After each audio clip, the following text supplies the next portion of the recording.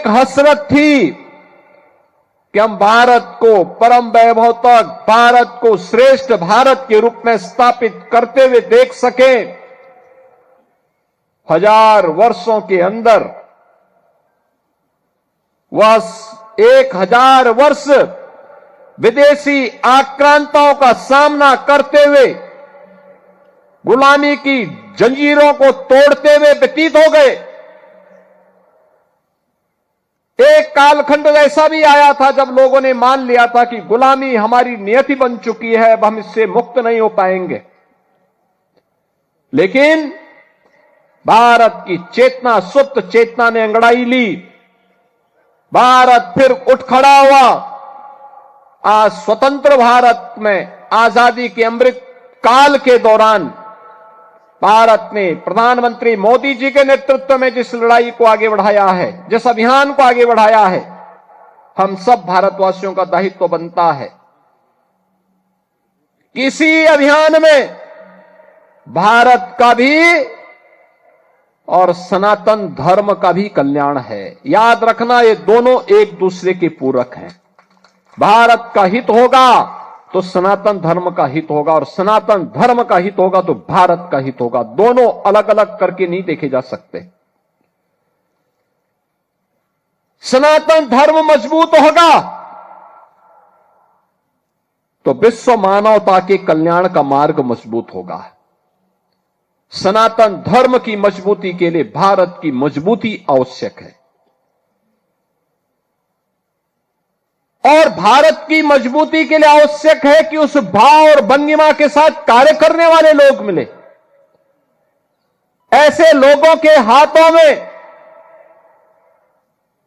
धार्मिक हो या आध्यात्मिक हो या फिर राजनीतिक नेतृत्व, ऐसे हाथों में ही होने चाहिए जो देश को एक नई दिशा दे सके, देश को आगे बढ़ा सके, भारत को विकास की उन बुलंदियों की ओर पहुंचा सके जहां पर भारत आज से 1500 वर्ष पहले, 2000 वर्ष पहले जहां भारत था। और भारत ने पिछले 11 वर्ष के अंदर उस शानदार यात्रा को आगे बढ़ाया है।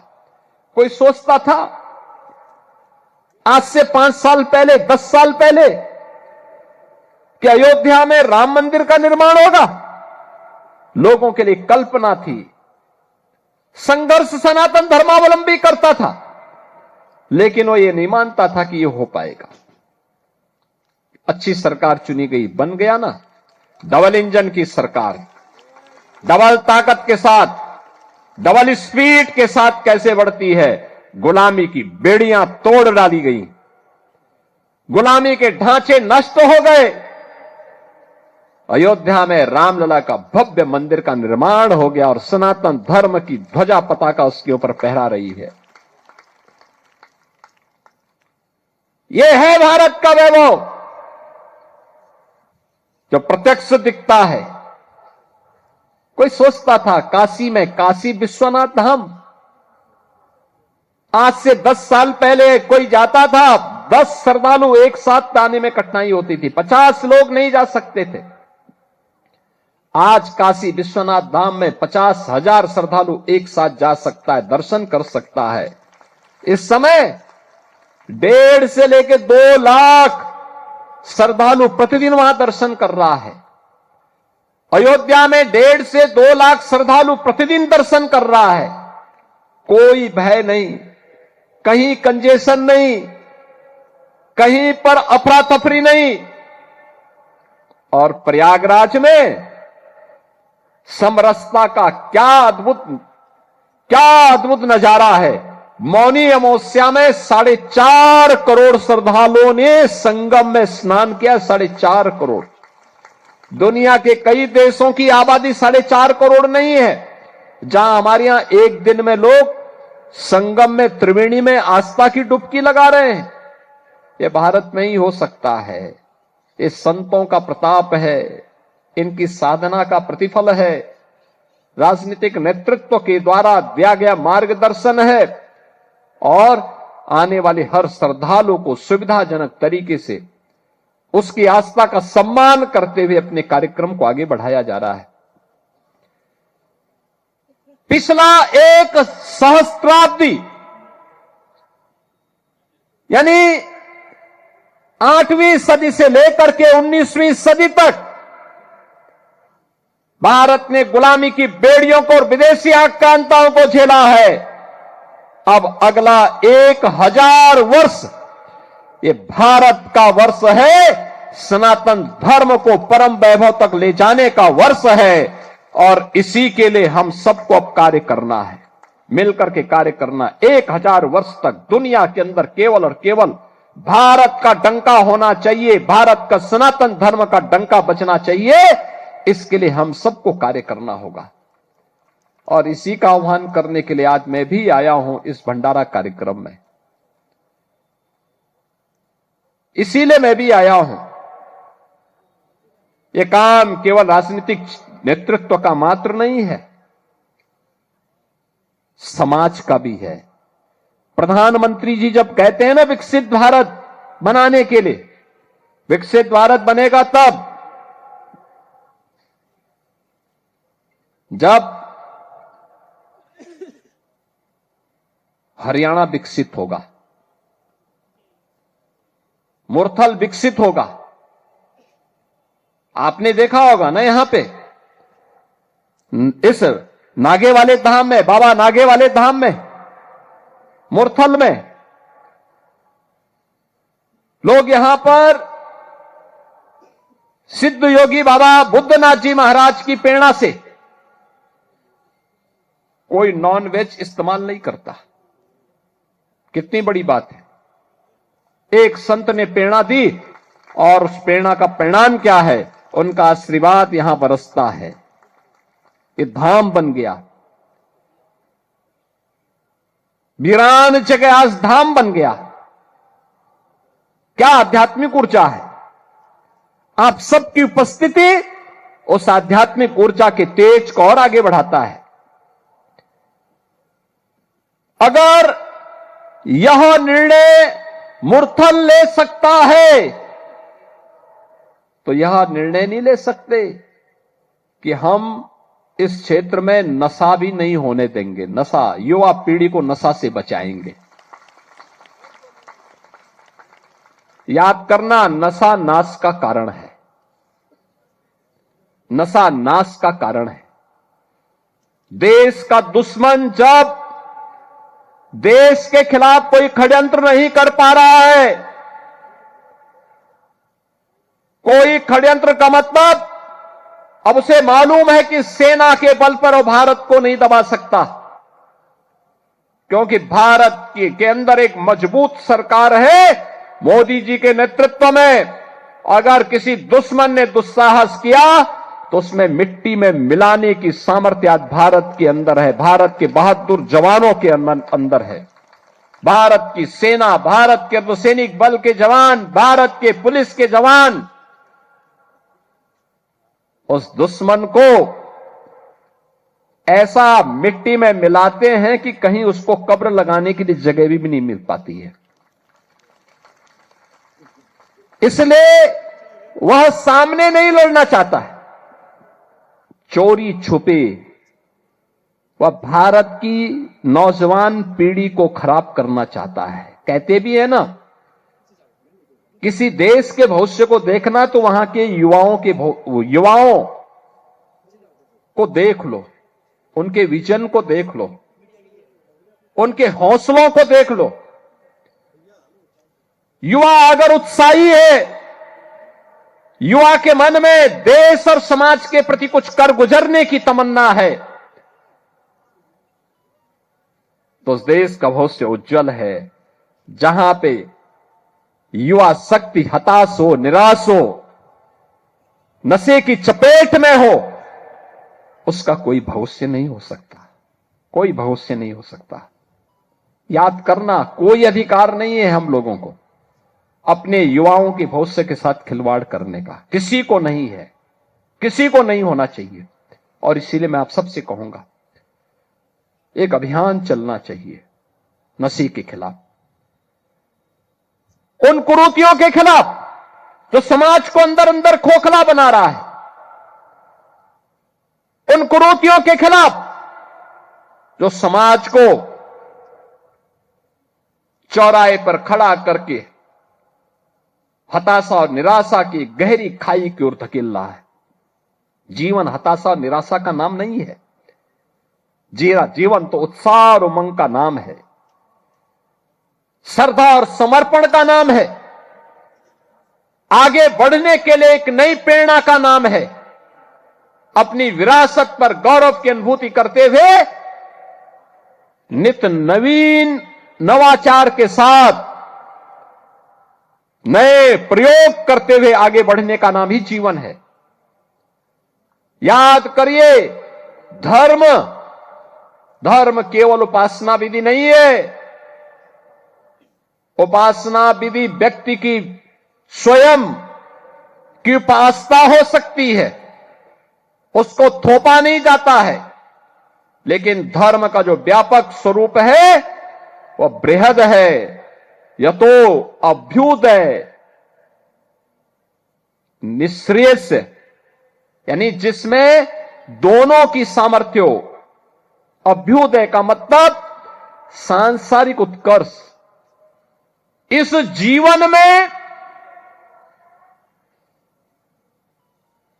आदि दैविक, आदि भौतिक और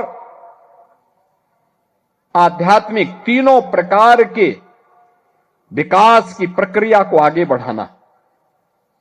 भौतिक विकास को, आध्यात्मिक उन्नयन को, सांस्कृतिक उन्नयन के लिए पहला पक्ष है। और जब हमारा इस क्षेत्र में हम पारंगत होंगे तो स्वयं ही निःश्रेयस्य का यानी मुक्ति का मार्ग प्रशस्त होगा।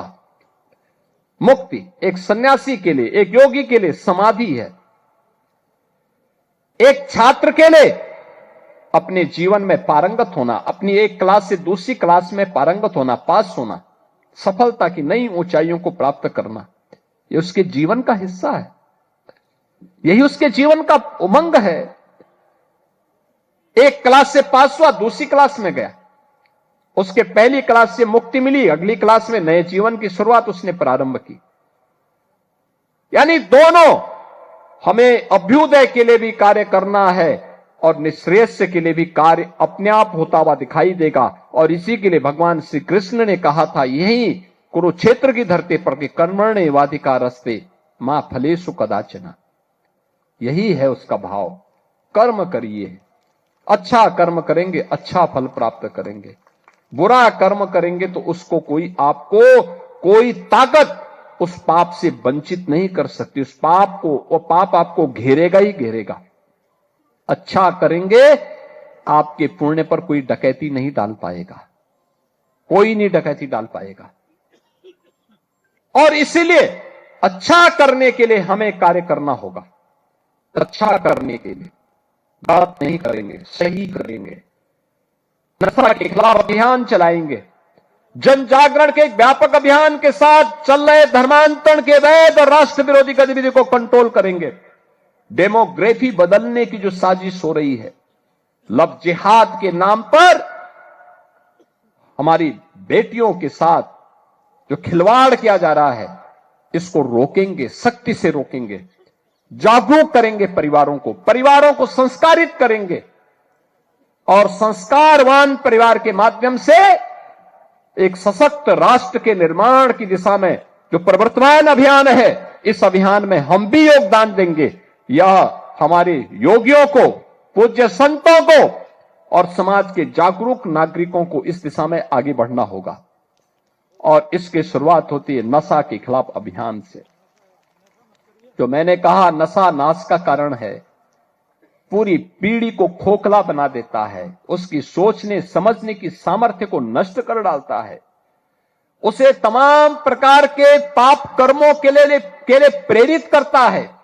हमें इससे बचने की आवश्यकता है, उसके खिलाफ एक अभियान को चलाने की आवश्यकता है। और इस अभियान को अगर हम एक साथ मिलकर के चलाते हैं, सीमा पार से आने वाला जो ड्रग है, जो नशा है, वह देश के दुश्मनों की साजिश का परिणाम है। कोई जाने अनजाने में उसमें लिप्त है, उस अवैध कारोबार में लिप्त है, उसको वार्न करिए, लोकल पुलिस को अवगत कराइए, समाज को और उसके परिवार को अवगत कराइए कि इस पाप की भरपाई तुम जीवन भर नहीं कर पाओगे। जो एक कृत्य कर रहे हो इसके बारे में बताइए उनको, और नहीं मानता है तो समाज संगठित होकर के इसके विरोध में खड़े हो जाए, सामूहिक रूप से खड़े होना चाहिए। बहनों और भाइयों, एक योगी के लिए, एक सन्यासी के लिए, एक संत के लिए धर्म और राष्ट्र से बढ़कर के कुछ नहीं हो सकता। यही उसके जीवन का ध्येय होना चाहिए। उसकी व्यक्तिगत प्रॉपर्टी कुछ नहीं होती, धर्म ही उसकी प्रॉपर्टी है, राष्ट्र ही उसका स्वाभिमान है। अगर कोई राष्ट्रीय स्वाभिमान को चुनौती देता है तो हमें खुल करके उसके सामने आकर के खड़ा हो जाना चाहिए, उसकी चुनौती का मुकाबला करने के लिए खड़ा होना चाहिए। कोई धर्म के खिलाफ आचरण करता है, क्योंकि ऐसे तमाम कालनेमी होंगे जो धर्म की आड़ में सनातन धर्म को कमजोर करने की साजिश रच रहे होंगे। हमें उनसे सावधान होना होगा, उनसे सतर्क रहना होगा।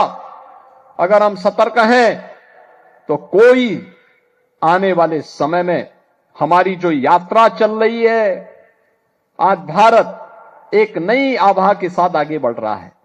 देख रहे हैं ना, दुनिया में जब हलचल है, अराजकता है, अव्यवस्था है, लोग लड़ रहे हैं आपस में, तब भारत एक शानदार यात्रा के साथ आगे बढ़ रहा है। आप सोचो, इस शानदार यात्रा नहीं होती तो प्रयागराज में मौनी अमावस्या के दिन मात्र माघ मेला है, कुंभ नहीं है।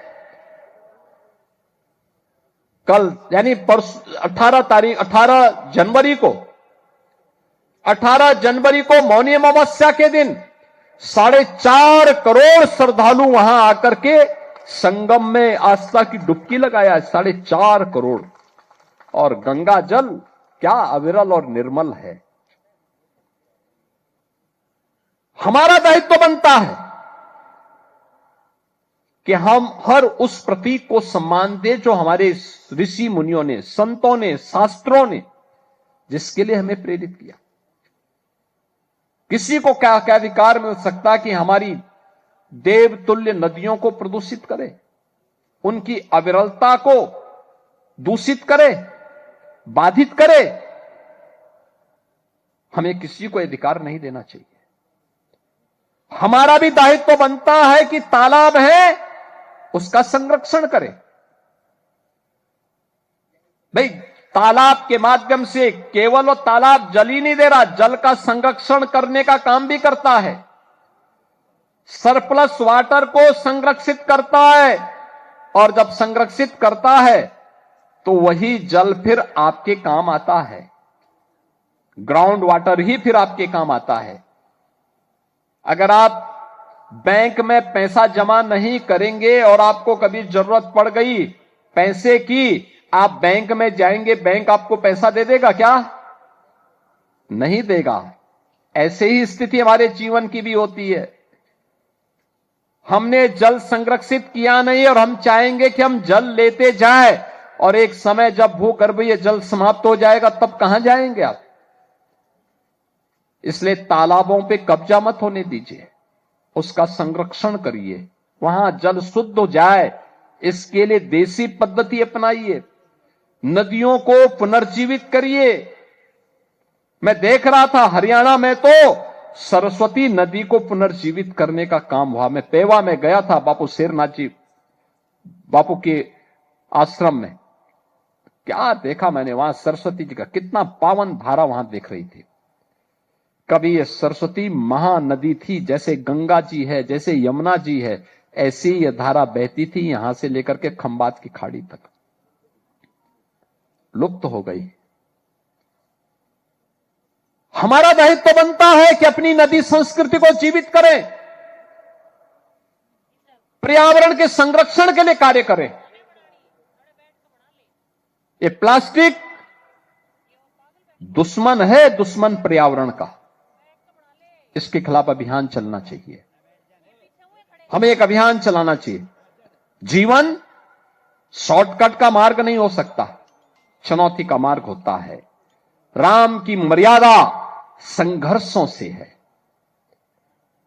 कृष्ण की लीला संघर्षों से है, शिव की चेतना संघर्षों से है, और प्रयागराज की समरसता भी ये संघर्षों से है। तब संघर्षों से मां गंगा 1000 किलोमीटर की यात्रा जब तय करती है तब प्रयागराज में आती है। याद करिए, पत्थरों की थपेड़ों को झेलते हुए, उनका मुकाबला करते हुए, अनेक पगडंडियों का सामना करते हुए प्रयागराज पहुंचती है। मां गंगा प्रयागराज पहुंचती है, मां यमुना प्रयागराज पहुंचती है, आध्यात्मिक रूप से मां सरस्वती वहां पहुंचती है, और तीनों का जब त्रिवेणी बनती है वह पवित्र धाम बनता है। और तब लोग कोई उचित मुहूर्त देख करके वहां आस्था की डुबकी लगा करके जीवन को धन्य धन्य महसूस करते हैं। यही तो सनातन धर्म है, यही सनातन धर्म का भाव है। और सनातन धर्म के इस भाव को आगे बढ़ाने के लिए हम सबका दायित्व बनता है कि कोई विकृति अगर कहीं से आ रही है उसके प्रति सचेत हो जाए। याद करिए, केरल के अंदर 2009 में वहां की माननीय उच्च न्यायालय ने कहा था कि लव जिहाद केरल जैसे राज्य को इस्लामिक राज्य बनाने की साजिश का हिस्सा है। आज जब मैं देख रहा हूं देश के अंदर तमाम राज्यों में षड्यंत्र बड़े पैमाने पे हो रहे हैं।